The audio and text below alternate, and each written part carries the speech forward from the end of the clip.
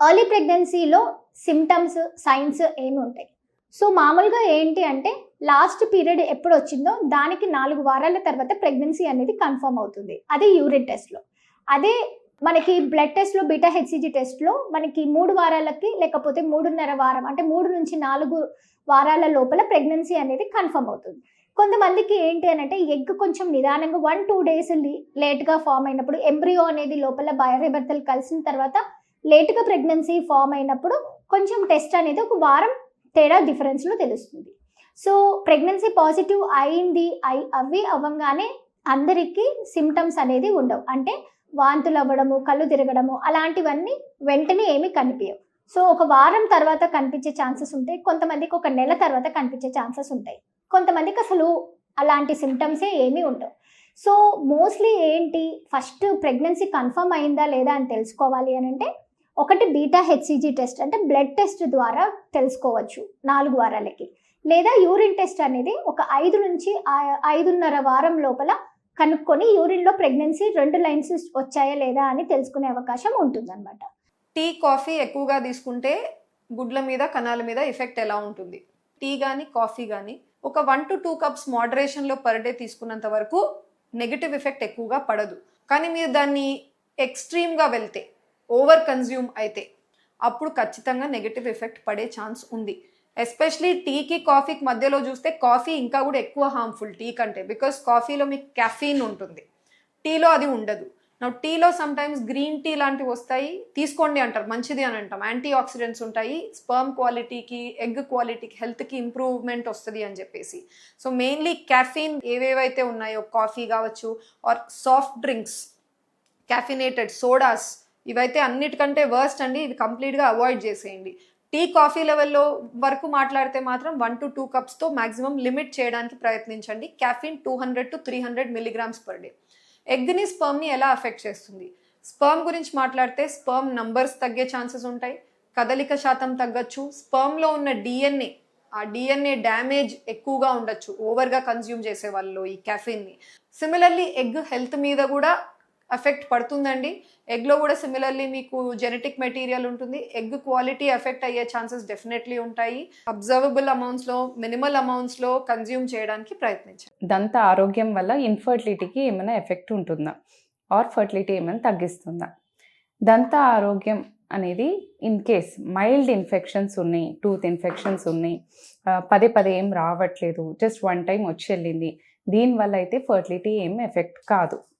But infection పదే పదే వస్తుంది, లేదా టూత్కి చాలా కిందికి ఉంది, యాప్సెస్ అనేది, పస్ అనేది ఫామ్ అయి కూర్చుంది, ఈ ప్రాబ్లమ్స్ ఉన్నప్పుడు ఫర్టిలిటీ మీద ఇండైరెక్ట్గా ఎఫెక్ట్ పడవచ్చు.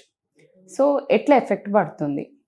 ఇన్ఫెక్షన్ పదే పదే రావడం వల్ల బ్యాక్టీరియా అనేది రక్తంలోకి పాకుతుంది.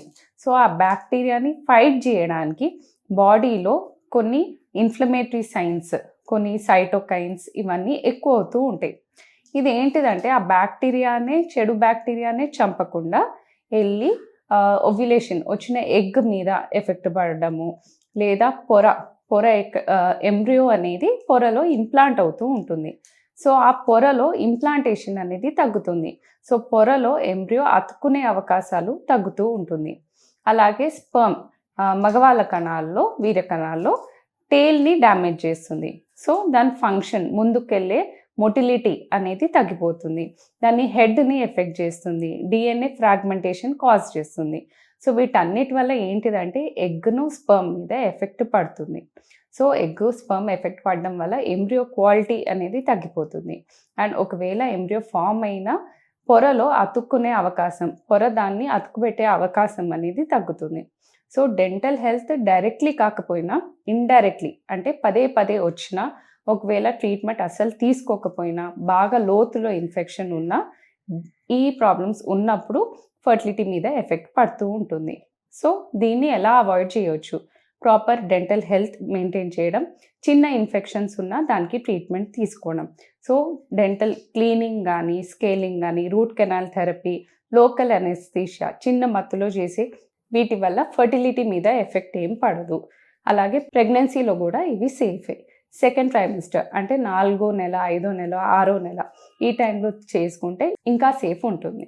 ఐవీఎఫ్ ప్రొసీజర్ అయింది, మాకు ఎంబ్రియో ట్రాన్స్ఫర్ చేశారు, మరి ఎలాంటి ఫుడ్ తినాలి అని చాలామందికి డౌట్స్ ఉండొచ్చు. సో ఎంబ్రియో ట్రాన్స్ఫర్ తర్వాత మనం మెయిన్గా ఒక హెల్తీ బ్యాలెన్స్డ్ డైట్ని ప్లాన్ చేసుకోవాల్సి ఉంటుంది. దీంతోపాటు అడిక్వేట్ హైడ్రేషన్ అంటే వాటర్ కూడా తగిన మోతాదులో అట్లీస్ట్ ఒక 3 to 4 లీటర్స్ డైలీ తీసుకోవడం అనేది ఇంపార్టెంట్ అనమాట. ఆల్కహాల్ అనేది మనము కంప్లీట్గా అవాయిడ్ చేయాల్సి ఉంటుంది.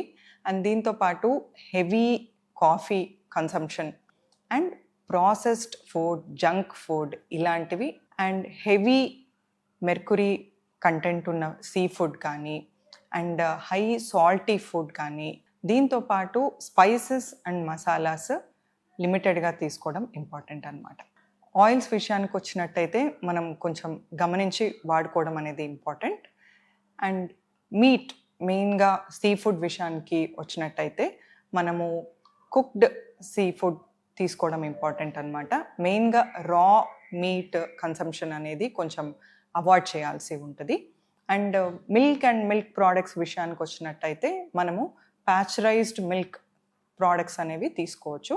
బట్ అపార్ట్ ఫ్రమ్ దట్ మనకు ప్రాపర్గా ప్రాసెస్ చేయని మిల్క్ ఇలాంటివి కొంచెం అవాయిడ్ చేస్తే బెటర్ అనమాట. ప్రెగ్నెన్సీ కోసం ప్లాన్ చేస్తున్నాము, ప్రతి నెల ట్రై చేసుకుంటున్నాము, కానీ కన్సీవ్ అవ్వడం లేదు.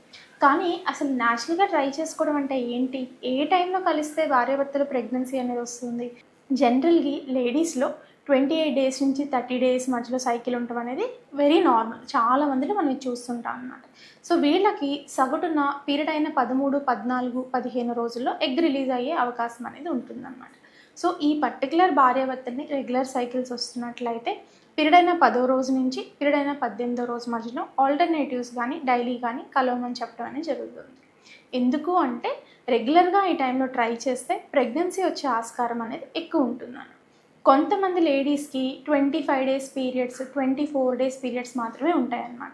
అంటే ఫాలిక్యులర్ మానిటరింగ్ చేసి ఓవ్యులేషన్ చేసుకుంటే ప్రెగ్నెన్సీ వచ్చే అవకాశం అనేది ఉంటుంది.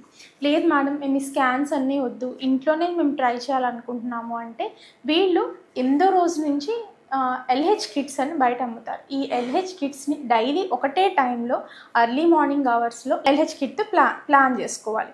ఈ కిట్ అనేది 3 to 4 days of drops of urine కిట్లో అనేది ప్లేస్ చేసినట్లయితే 2 లైన్స్ వచ్చినట్లయితే LH సర్జ్ అనేది అవుతుంది. అంటే ఓవులేషన్ అయ్యే అవకాశం అనేది నెక్స్ట్ 24 అవర్స్లో ఉందని అర్థం అనమాట.